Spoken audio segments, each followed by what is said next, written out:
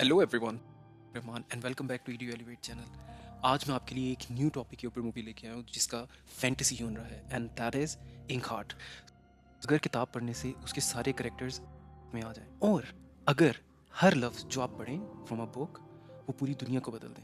Ink heart एक ऐसी fantasy movie है जो कि रिलीज़ हुई 2008 में, जहाँ किताबों का जादू पूरी स्क्रीन पर फैल गया। और ये मूवी कॉर्नेलिया फंकी के नॉवल पे बेस्ड है। कहानी एक शख्स मोटी मोड़ के गिर्द घूमती है जिसके पास एक जादुई सलाहियत होती है।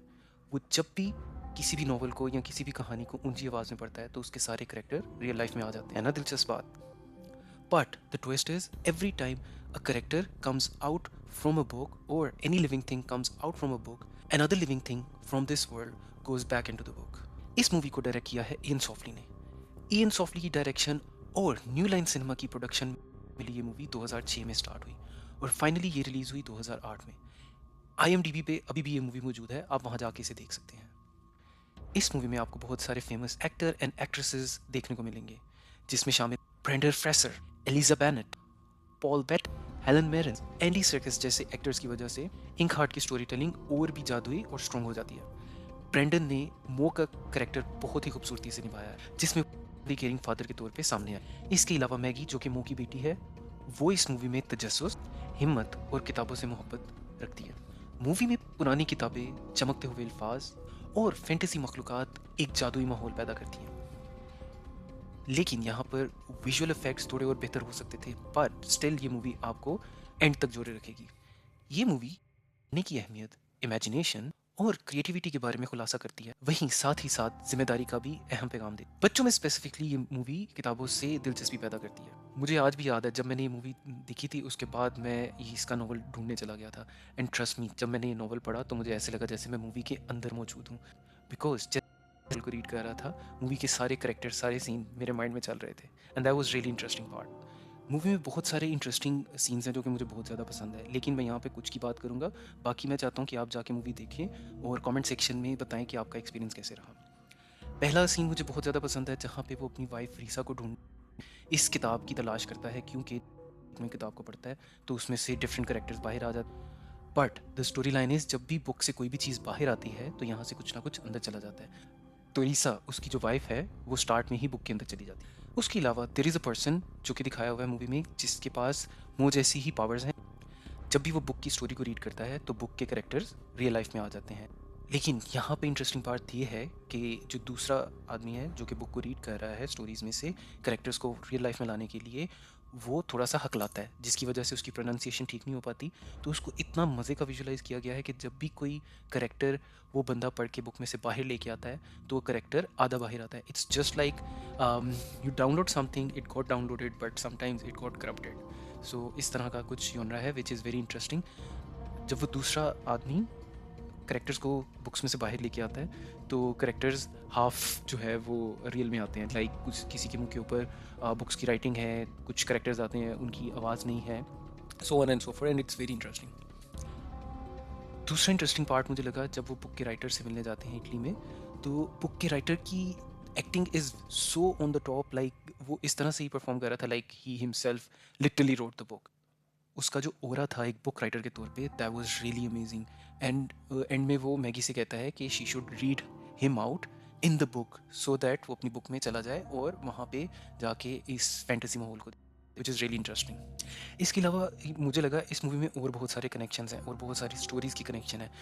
फॉर एग्जाम्पल, वो जब भी कोई बुक रीड करते हैं तो उसमें जितनी भी स्टोरीज थी, लाइक ओज the great, डोरथी, the girl with the red hood, ये सारी स्टोरीज मेरे माइंड में चल रही थी। जैसे ही मैगी स्टोरी पढ़ती है डोरथी वाली, तो उसका जो मेन कैरेक्टर होता है विच इज़ टोटो, उसका डॉग, वो रियल लाइफ में आ जाता है and then it was really amazing. इसके अलावा सबसे ज़्यादा classical story which is Ali Baba 40 चोर, जिसके साथ हम लाइक सभी वाकिफ़ हैं, कैसे कासिम जाता है गार के अंदर और वापसी पे वो गार को ओपन करने के लिए कोड भूल जाता है विच इज़ खुल जा सिम सिम।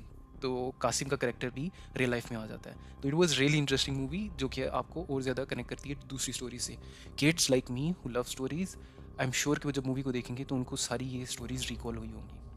अब बात करते हैं मूवी में कुछ हिस्सों में मुझे लगा कि यहाँ पे कुछ ज़्यादा एग्जैजरेशन है या इसको बेहतर बनाया जा सकता है। Like there is a scene start से लेके मिड ऑफ द मूवी तक, डस्ट फिंगर और उस एक छोटा सा एनिमल है with the name of Gwin. Dustfinger भी एक करेक्टर है जो कि बुक में से बाहर आया है। अब डस्ट फिंगर मुंह को ढूंढ रहा होता है कि उसको इंक हार्ट की कॉपी मिल जाए ताकि वो पढ़ के दोबारा डस्ट फिंगर को वापस भेज दे।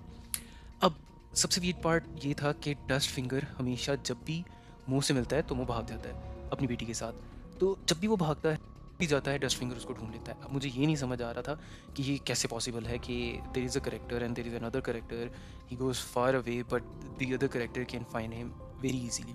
और उसमें कोई टेक्नोलॉजी का भी नहीं इस्तेमाल किया। तो that's really something I really want to know कि ऐसा क्यों था।